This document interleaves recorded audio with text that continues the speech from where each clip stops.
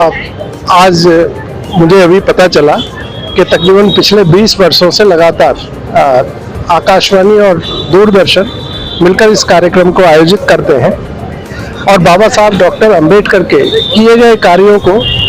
राष्ट्र के प्रति उनका जो राष्ट्र निर्माण का विचार है उसको प्रचारित और प्रसारित करते हैं। बाबा साहब डॉक्टर अंबेडकर का एक एक कार्य इस राष्ट्र को मजबूत करने के लिए है और उस राष्ट्र निर्माण की प्रक्रिया में जो शिक्षा है उसको महत्वपूर्ण भूमिका निभानी थी। इसलिए बाबा साहब डॉक्टर अंबेडकर जब उनके पास संसाधन नहीं थे तो उन संसाधनों के अभाव में भी उन्होंने पीपल्स एजुकेशन सोसाइटी का गठन किया और उसके माध्यम से मिलिंद महाविद्यालय और सिद्धार्थ कॉलेज जो बम्बई में है उसको स्थापित किया। वहाँ बाबा साहब डॉक्टर अंबेडकर ने समाज को ये संदेश देने की कोशिश की कि हमारे पास कोई भी रत्न बाबा साहब डॉक्टर भीमराव अंबेडकर की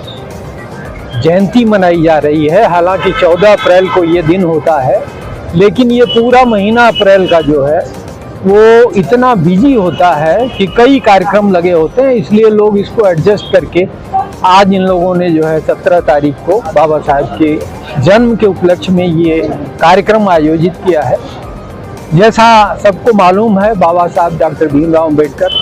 न सिर्फ हिंदुस्तान में, भारत में, बल्कि पूरी दुनिया में जो है एक नॉलेज की,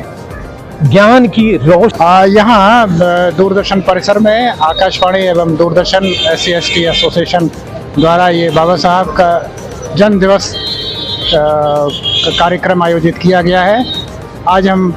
भारत रत्न परम पूज्य बाबा साहब को याद करते हैं, नमन करते हैं, उनके प्रति अपनी कृतज्ञता व्यक्त करते हैं, जो एक सच्चे देशभक्त थे। बाबा साहब ने जब देश आज़ाद हुआ तो संविधान का निर्माण किया, जिसके द्वारा इस देश की शासन प्रशासन व्यवस्था चलती है। बाबा साहब भारत को एक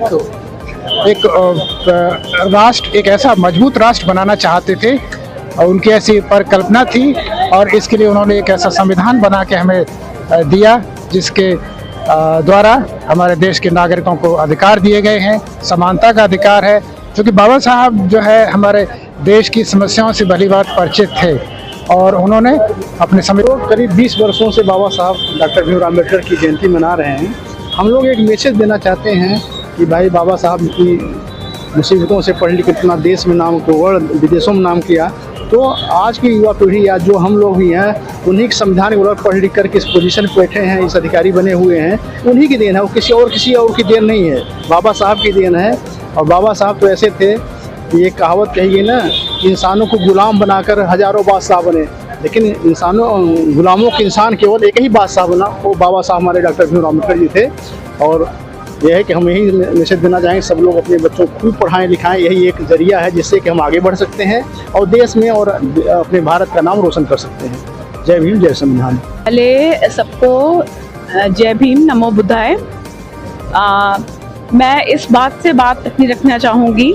कि कुछ लोग थे जो वक्त का सांचे के साथ ढल गए,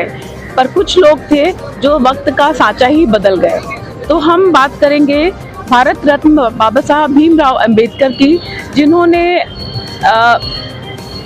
लगभग दुनिया में जो भी व्यक्ति है, जो भी मानव है, उसके जो भी उनके काम हैं या उनकी जो व्यक्तित्व की जो प्रेरणा है, वो हर व्यक्ति के लिए इतनी प्रभावित करती है और उनका जो विचार